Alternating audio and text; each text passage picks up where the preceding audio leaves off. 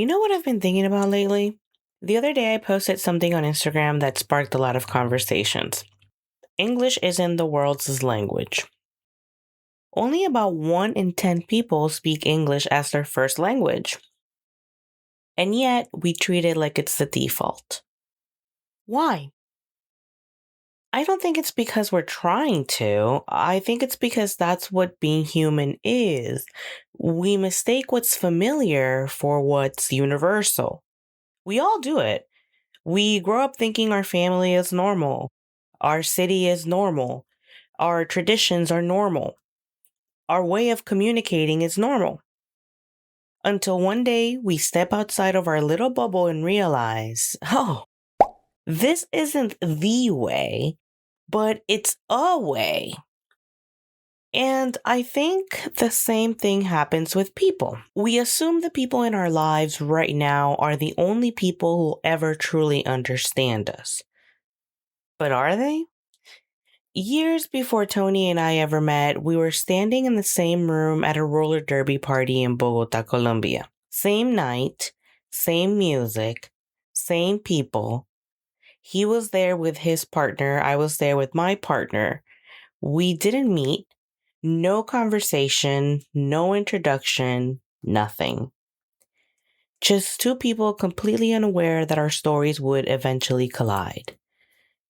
I think about that all the time. How many people have I already shared a room with that haven't entered my life yet? How many future friendships have already walked past me? How many future collaborators? How many conversations almost happened? I love that word, almost, because I don't think our lives are only shaped by the moments that happen. I think they're also shaped by the moments that almost did. The invitation you almost declined, the class you almost didn't take, the message you almost deleted, the flight you almost missed. Those tiny moments don't seem important while you're living them, until one day you look back and realize that was the first domino. In Spanish, there's another word I've always loved, CASUAlidad, a coincidence, something random.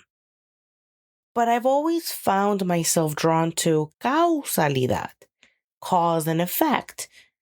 Not because I think every single thing is predestined. I honestly don't know if it is. But when I look back on my own life, I see these beautiful chains of events. One decision quietly leading to another. One person introducing me to someone else. One conversation changing the direction of an entire year. It's almost like life leaves breadcrumbs. Not so you can predict where you're going, but so one day when you turn around, you can appreciate where you've been. Maybe that's why I love languages. Every language I've learned has reminded me that my perspective isn't reality. It's just one translation of it.